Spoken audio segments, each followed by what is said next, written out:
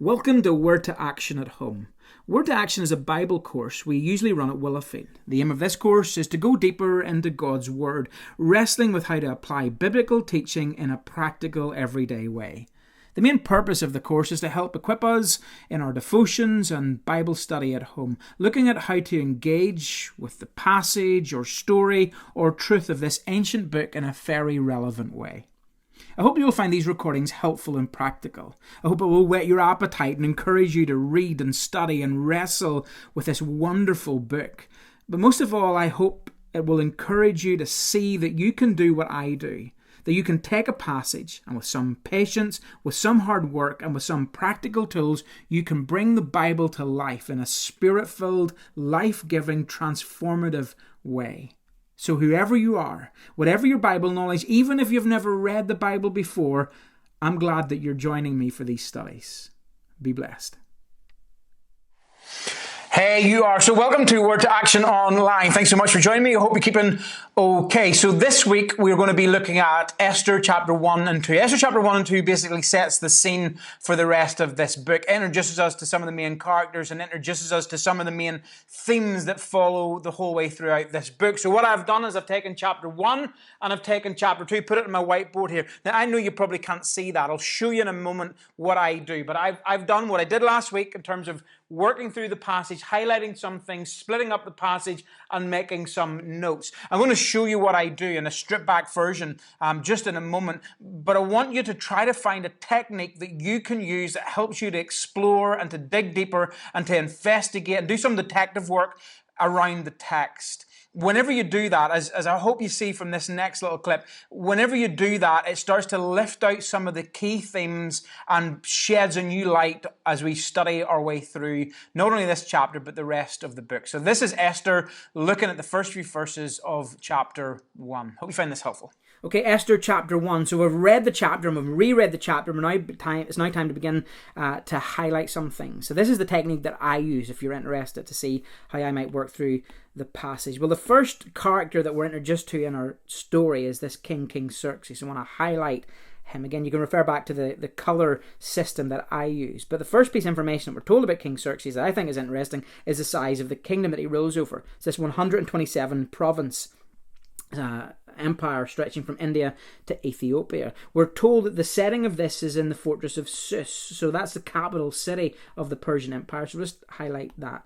We're told then that this is the third year of his reign, and that he gave a banquet, one of many banquets that happens throughout the book of Esther, but this one, look at verse 4, lasted for 180 days. And the whole point of this party, which lasts for 6 months, I don't know if you've ever been in a party that lasts for 6 months, but the whole point of this is just to basically show off how rich, how important, and how significant or powerful you are. In fact, it's not how verse 4 ends. This is a tremendous display of the opulent wealth of his empire and the pomp and splendour of his majesty. Have a little look at the guests that are invited. Look at verse 3. You see the nobles, officials, military officers, princes and nobles of the province. Again, that's a huge list of important VIPs that come along to this huge party. As soon as that party is over, we're told there's another party. This banquet lasts for 7 days. We're told that in verse 5. Have a look at the courtyard. Okay, the courtyard is described as beautifully decorated. And then look how it is decorated as we work our way through it. Have a look at the drinks. The drinks are served in gold goblets of many designs. Have a look at the abundance of wine that is there. Have a look at the king's generosity. Have a look at the no limits that were placed on the drinking. Have a look at that. The officials were told to serve each man as much wine as they wanted. I guess I'm asking the question there, why does it say man? Why not men and women? And I guess the clue comes as we see the next character in this, Queen Vashti. We see that she is having a banquet of herself. This banquet is for the women. So there's this disconnect there between the men and the women, this separation between the men and the women. So let's take these first 9 verses and let's start linking some things up here. Okay, so let's take the beautifully decorated in verse 6 and let's look at the display. I want to link that up. So what is beautifully decorated? What is on display? Well, it's the opulent wealth. It's the pomp. It's the splendor of his majesty. So I want to highlight those just as important words as we work through this. So there's the opulent wealth, the pomp and the splendor. We're supposed to see the abundance down here. We'll link that back up to the opulent wealth. We're supposed to see the generosity. We'll link that up again to the opulent wealth there as well. There's no limits on the abundance or the generosity or the opulence or the power or the significance. Can you see what's happening? In these opening verses, we are supposed to be presented with the most powerful king, the greatest king in the known world. And as soon as he comes onto the center stage, so does his kingdom. And we're supposed to be overwhelmed with the size, the riches, the opulence, the power, the significance, and the importance of his kingdom, of who is at his parties and how long his parties can last. We're supposed to see strength and power in this kingdom. But also that little detail there in verse 9, Queen Vashti, she is a banquet for women. Seems there's a separation. Seems that it is not as fair as it first appears. Seems that there are the powerful and the strong, but there's also the weak and the oppressed in this passage as well. And that's important. Those are themes of strength and power and silence and oppression are themes that carry their whole way throughout this entire book of Esther. Look what happens next. Look at what happens in this party in terms of the king. He is now in high spirits. Of course, he's in high spirits. There's been quite a lot of wine and no limits placed on that. He asks for his Queen Vashti, to come to his nobles so they can gaze on her beauty, for she was very beautiful. Basically what they want, the king wants, is for Queen Vashti to come and dance seductively for his drunken friends. So she's not good enough to be at the party, but she's good enough to come as a toy or a doll to be put on display again. There's those words. Think again of that word gaze. Gaze links up there with display. We are supposed to see wealth, we are supposed to see beauty, and we are supposed to see a king who always gets his way. But Queen Vashti refuses to come. Notice that in verse 12. She refuses to come, and that made the king furious, and he burns with anger. He immediately consulted his wise advisors, and we see them listed.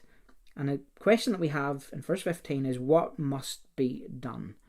I guess what I want to do here is link verse 15 all the way up to verse 1 in our story. So you're supposed to see this powerful king that's in control of a vast empire, but we're also supposed to see that he cannot control, in verse 12, he cannot control his anger or his temper, and in verse 15, he has no idea how to deal with his wife. This is a domestic that's happened at home, but he brings in his special, wise, drunk advisors to do that. So even just by reading through this and highlighting some things, even in these opening verses, we can begin to see how this story begins to link up. It's a story about the powerful versus the weak. But whenever you begin to scratch at the surface of the rich and the wealthy and the powerful in this story, we begin to see cracks and faults and flaws with them. And we will begin, as we work our way through the story, to begin to see cracks and flaws with that kingdom. So sometimes things that are presented to us as so important and so powerful are not as significant and powerful as they seem. A party that lasted 180 days ended. A party that lasted 7 days ended. This kingdom that seems to be eternal and unstoppable, I guess the question we're asking at this point is, will it be stopped, and who will stop it?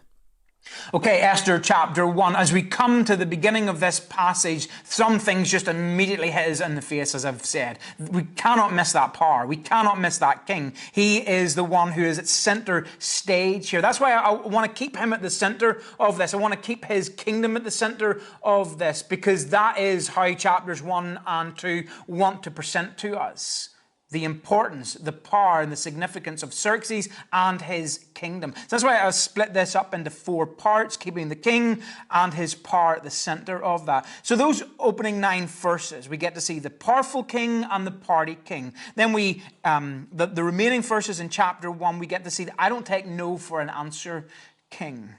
Then in chapter 2, those first 20 verses are taken up with the king and the beauty pageant. And then finally we close out in chapter 2 with that plot to kill the king.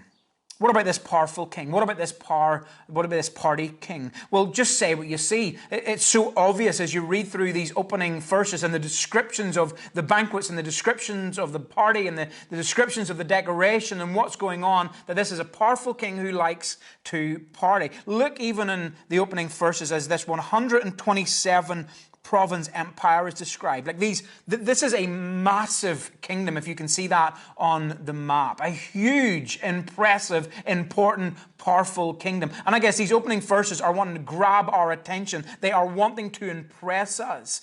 We're supposed to see this vast empire, an unstoppable, formidable force. And I guess in many ways we are supposed to compare ourselves with that. And we're supposed to see ourselves probably as weak and insignificant in comparison to the wealth and power that is on display there. We get to see the party king. So obvious that he is a party king. Like, I don't know if you've ever thrown a 6-month party, but this king throws 6-month parties.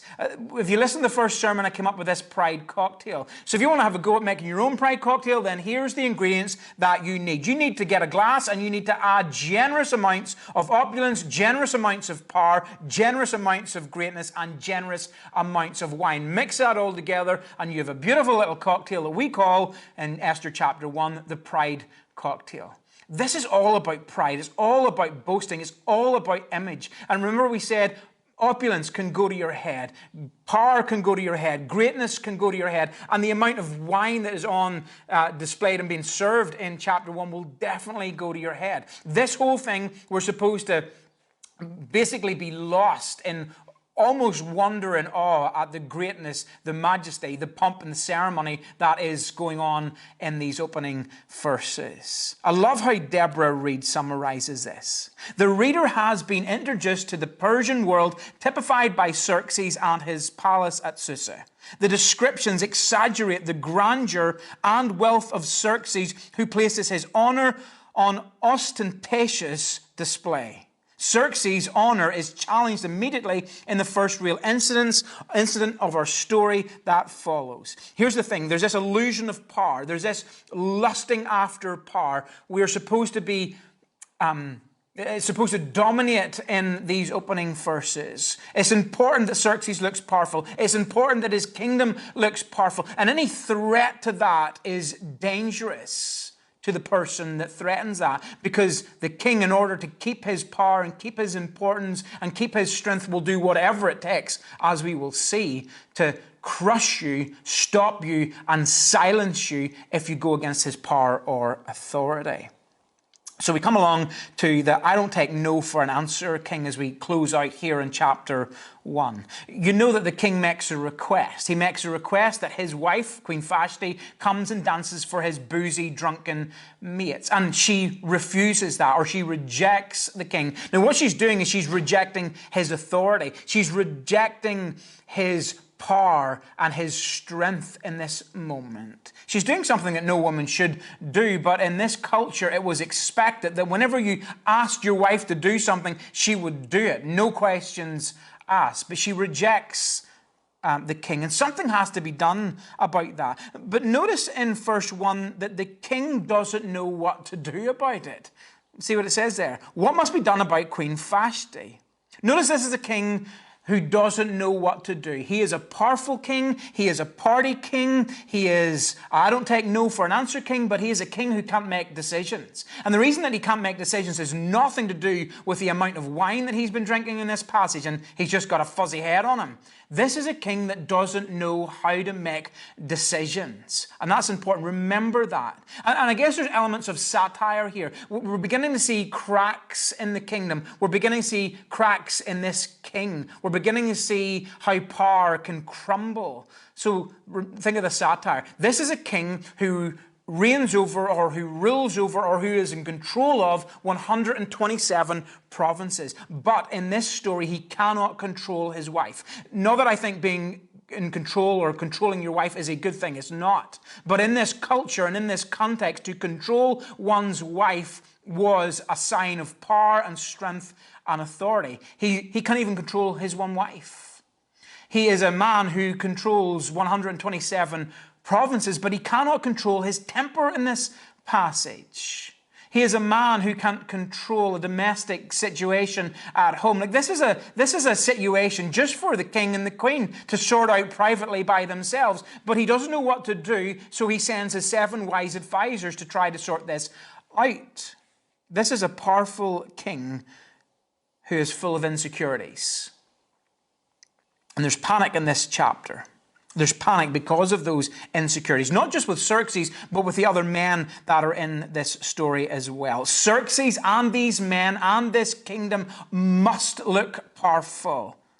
And anyone rejecting that power is a problem. And as I said before, it needs to be stopped and it needs to be silenced. Someone who does know what to do is this character, Memucan, who comes up in our passage.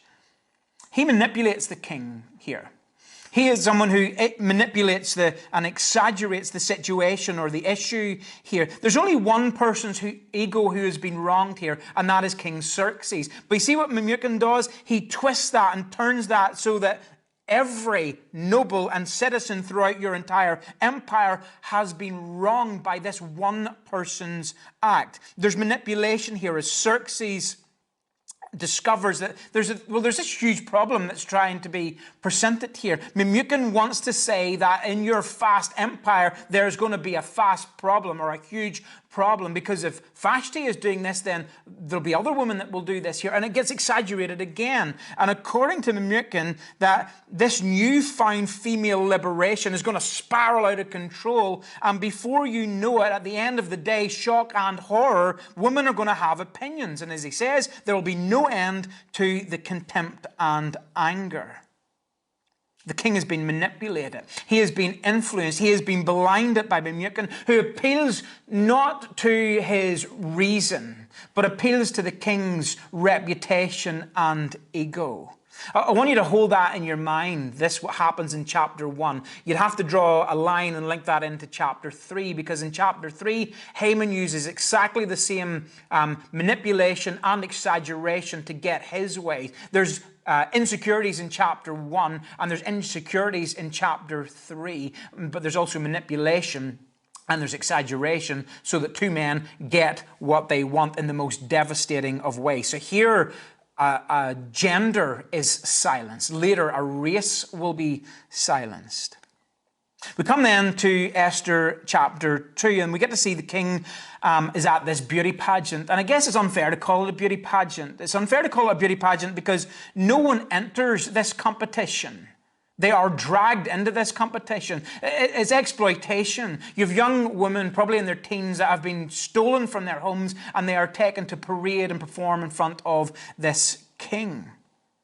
There's also references to eunuchs, if you see there as well. Now, a eunuch is a young male boy who also has been taken from his home or stolen away from his home and brought to the palace to be in charge of certain things or to be attendant for the king here.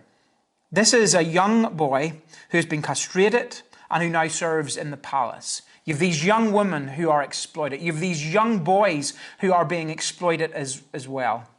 So you have this kingdom of the powerful, but also these kingdom of weak individuals here as well. Not because they are weak, but simply because of how the king views them.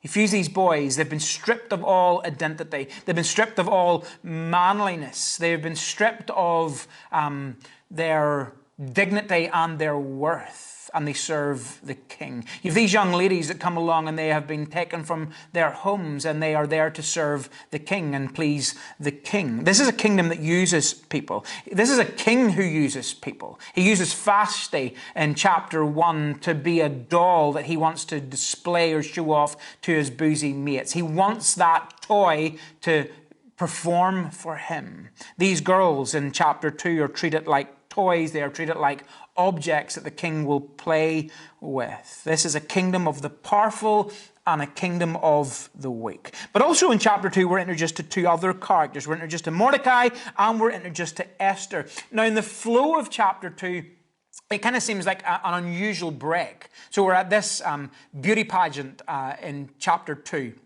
We're at this powerful kingdom in chapter 2, but then it gets interrupted and we get introduced to these characters.